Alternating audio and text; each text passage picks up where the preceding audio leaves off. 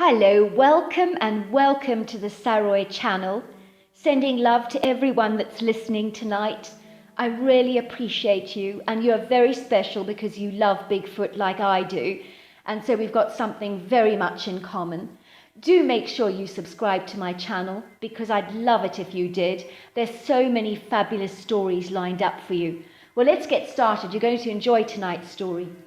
Dear Sarah and all your lovely listeners, I'm writing to tell you about my Bigfoot encounter that happened to me about 5 years ago in the spring of 2015.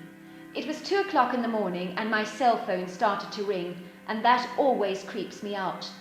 I get this horrible feeling when you get a call that early that I'm about to get some horrendous news. I was not wrong. My sister phoned to tell me that a very close friend of ours had just passed away suddenly.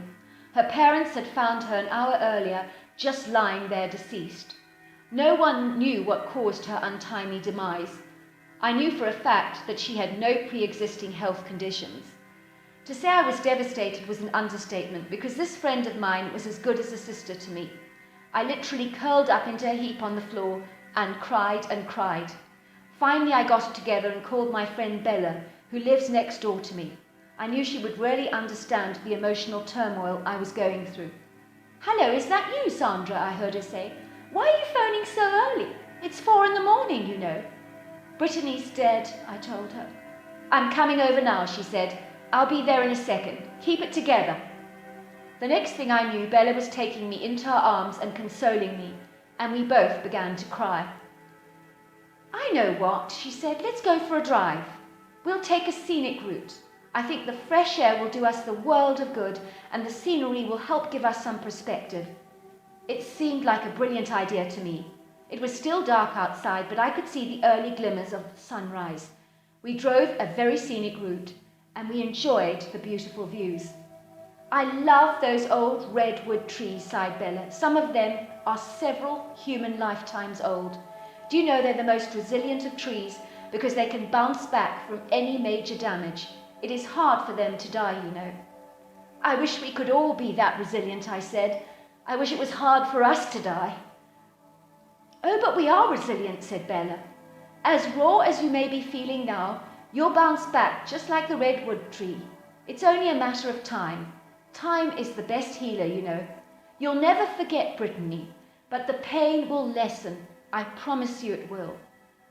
I started to cry again, and Bella pulled over to the side of the road to comfort me. "I know it's hard," she said. "I know it's really, really difficult when you love someone so much and you lose them. It's the worst feeling in the world. But I promise you, things will get better." "But why, oh why? Why did it have to be her of all people?" Just then we heard this huge roar. It sounded like a lion, but it was so much more scary than a lion's roar. And then it happened again. "Did you hear that?" said Bella, looking aghast. In a second, my tears had dried up and my attention was aroused. "What the heck was that?" I asked. We heard the roar again, and then we saw this large, dark form running from the tree line. As it was a fair distance away, we thought for a moment that it was a man.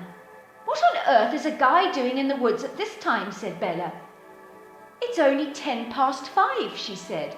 "Who gets up this early?" "Some people do," I said. Suddenly we saw the creature coming in our direction, and he moved like the wind, with a bounce to his movement. "What the heck is that?" said Bella. "It's way too large to be a man." The man-like being, or whatever he was, seemed to be chasing something small, keeping his eyes peeled to the ground like an owl hovering over its prey. As he did this, we ventured closer to see. We finally had a good view of him. Suddenly he pounced on the thing in the grass with lightning speed and seized it in his large hands. He pounded the bird, and squatting on the floor, he proceeded to tear away the feathers one by one, placing them in a neat pile next to him. He then ate the bird like it was a candy bar or a donut, bones and all. Bella and I looked on in utter astonishment, hardly believing what we were seeing with our naked eyes. Even the thought of Brittany's death was momentarily postponed as we were transfixed and mesmerized by the creature before us. But what was he, we wondered? And then, at the same time, we both said it. It's a Bigfoot! The creature was bipedal, but I bet he could have run on all fours because, like a monkey, he had long arms that went way beyond his knees. His hands looked almost human. I noticed his body was covered with dense, dark brown hair that looked matted and disturbed by bits of foliage and bits of bark all caught up in it. And it was horrible, as if he'd been rolling around in the mud. The creature was about 7 foot tall when he stood erect, and he had a large chest that tapered down towards slender hips and long, lean, but very muscular thighs. I think the creature must have felt our stares or just sensed us looking at him, because he looked up at us as he was eating. He appeared momentarily surprised, as if he had been caught off guard. While he continued to eat, he stared at us for a moment longer, with wide, curious brown eyes, and then he looked at us in a way that reminded me of an inquisitive monkey. His face definitely had a humanness to it, but he was not human. Yet I could sense he had a superior intelligence compared to other animals. Our gazes locked in a kind of hypnotic stare, and then the creature turned away, and in seconds he had gone, with his half-eaten bird still in his hands. Bella and I marveled at what we had been so privileged to witness, and decided that we would venture in the woods the following day to see if we could see any signs that the creature may have left behind. In the woods we did find a nesting area strewn with bones and animal carcasses, and we did see some smaller tree snaps, but nothing else. We did not smell or hear anything. I did think my encounter with the Bigfoot helped in my grieving process, because I was not just dwelling on poor Brittany's death, but also on my Bigfoot sighting, which was so exciting for me. I was in awe of the creature, because although it was primitive in so many ways, it had a humanness to it that still intrigues me today.